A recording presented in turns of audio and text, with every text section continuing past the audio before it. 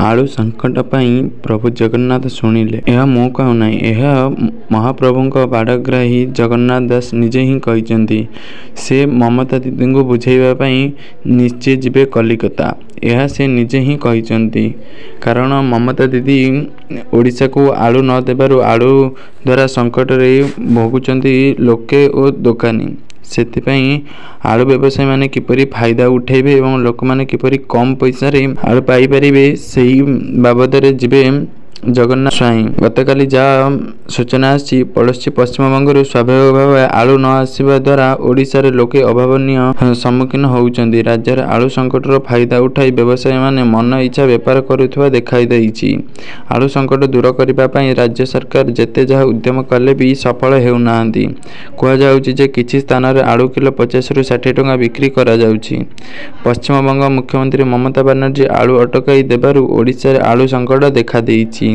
आलूर दर बजार रे एते बढ़ी जाइछि जे दर शुणिले लोकंकु डर लागुछि। आलूर दर बढ़िथिबा बेले एही संकट दूर करिबा पई महाप्रभु श्री जगन्नाथ बाड़ग्राही जगन्नाथ आलूर दर बढ़ी जाइथिबा बेले एही संकट दूर करिबा पई महाप्रभुक श्री जगन्नाथ बाड़ग्राही जगन्नाथ स्वाई महापात्र गतकाली कोलकाता जाइछंती। ओडिशा को आलू पठाइबा बाबद रे से दीदी सह आलोचना करिवे, ममता को मनाइबा पई उद्यम करिवे।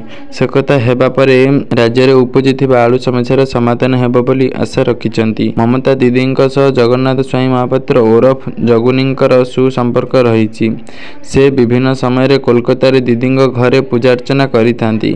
विशेष करी काली पूजा और दुर्गा पूजा समय रे जगन्नाथ स्वाई महापात्र ममता बनर्जी घरे पूजा अर्चना करिथांती। तेणु से तांको कथा रखिबे बोली से आशा रखिछंती।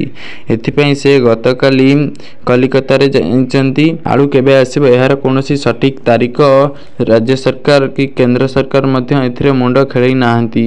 राज्य सरकार द्वारा किछि भी सूचना आसिले आमे आपनकु यथाशीघ्र कहबू। सेथि हम चैनल को सब्सक्राइब करी बेल आइकन को दबाई दियंतु, जहा फल प्रथम वीडियोटी केवल आपण ही पाइबे। महाप्रभु जगन्नाथन को गुहारी करंतु जे ओडिशा आलू संकट जेपरी दूरे जाऊ। महाप्रभु बाड़ग्राही तो लागि पड़े। आपण केते लागुचंदी ताहा हमको आपण निश्चय कमेंट बॉक्स रे कहंतु।